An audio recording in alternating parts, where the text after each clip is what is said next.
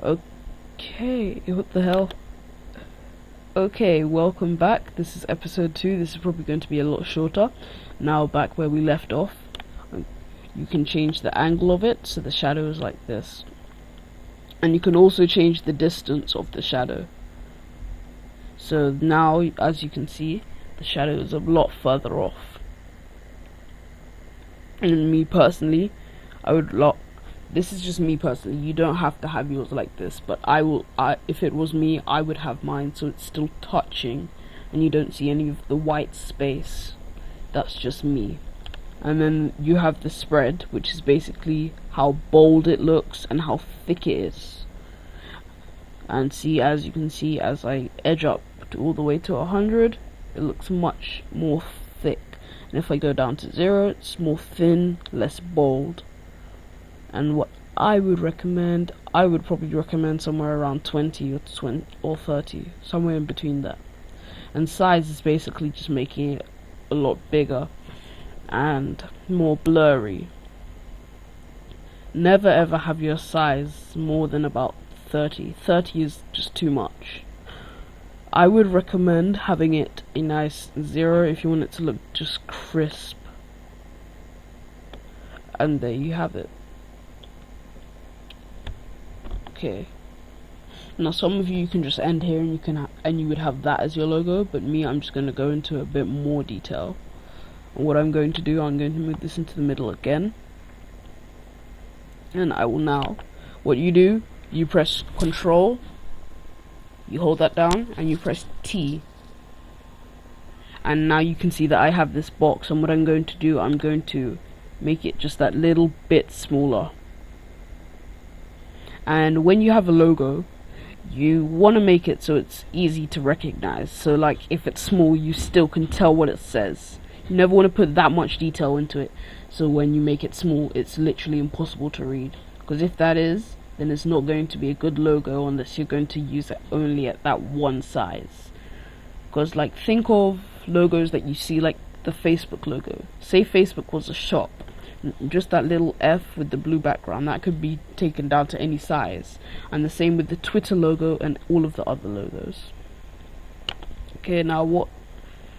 Oh yes, after you've done that, it's going to say apply the transformation. Press apply unless you're not happy with the size that you've made it. And then there you go, you can have it that small. Even if you just want to have your writing, I would recommend just seeing if it gets smaller and it's still visible, and then you can just cancel the transformation. Okay, now I'm going to go back into the... No, now I'm going to go... Wait, let me just move this here so you can see it. There you go. And here, and... Now I'm going to go down here, just above the hand, there should be a square shape. And what I'm going to do, if you hold down on the square shape, you will see the other tools. I'm going to go into the ellipse tool. And what I'm going to do, I'm going to just make a circle around my writing. And what you now want to do, if it's like this and it's covering up and you don't know what to do and you're like, why is it covering up? What you want to do, go back over here to the layers, and with the layers, what you will do, what you have to do, just click on this layer, hold it, drag it down, and there you go. Now my writing is above the shape. Now once you've got that done, wait. God damn it! What have I told you? Okay, well I can't get that to fit back in. Oh god. So I'll just improv. Anyway, now what to do, you want to try and make your shape be in as centered as possible. Because if it is not, then it's not going to look so good. You get what I'm saying? And you can also double click on this, on the shape as well, and then it will bring you up the same menu. So I'm just going to alter the shape as well. You don't have to know how to do this. You don't even have to do this. I'm just going to apply the same things, just changing the actual settings of it. If there's anything complicated that I think you may want to know, I'll come back. I'm gonna pause the video now. Okay, now I'm going to take you through what I have done, and basically what I've done, I've applied the drop shadow, the inner shadow, the outer glow, and the inner glow, and I've applied stroke, and a new one that we didn't use is gradient overlay. Now you know what stroke and you know all the shadows and the glows look like, because I've already shown you with the writing. And now there's a new one, which is gradient overlay. Gradient overlay is basically this in the background. It's basically the gradient, as I explained, where two colors meet and then they merge to make another color. And basically, as you can see, if I take this off, it returns back to the other color. If I put it on, it becomes the gradient. But anyway, now what you want to do, you want to click on this little gradient slider here. Now this is the only way to change the color as I know currently of.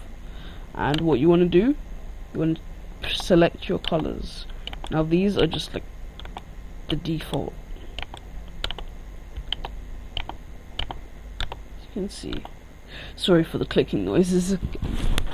And you can load presets, so you can go into other videos and you can download presets yourself. But most of them, there will just be like your two colors here. Let me show you. Okay, let me not show you. Okay, so look at my little mouse pointer, and as you can see, I have purple and I have black. And because I have purple and black, it has now created the purple to black.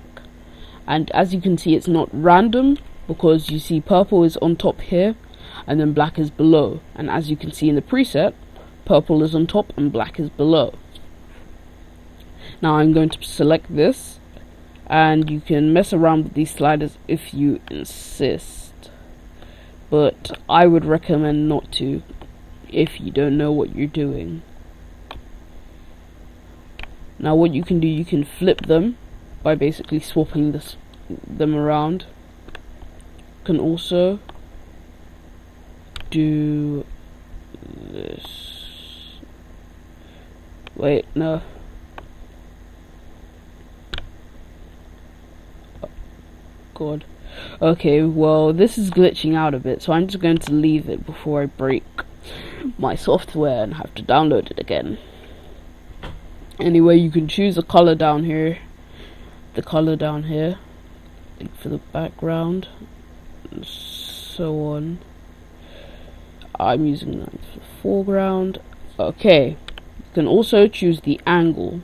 So say when you was in here, you didn't like the angle that you got. You can just choose the angle using this. I'm going to just go for a nice old 90. 90 is basically, so your top color, and so see, I have purple as my top color and then black is below it. 90 is just that, and minus 90 would be the opposite, which is literally that. That has the black above and the purple below, but don't worry if you want to keep your colors the same, because it won't affect your colors. It will only affect what the actual shape you're editing, coming close to the end of our video. Anyways,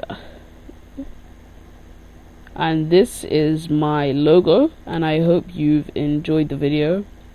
I hope this has helped you, and yeah, I may make one more video just applying the finishing touches and showing you exactly what it makes. Actually, no, I'm going to add that on to the end of this. Okay. So one more thing that you can do, you can group things.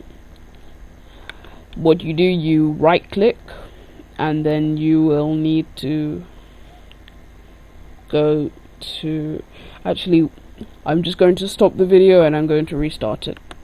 Okay.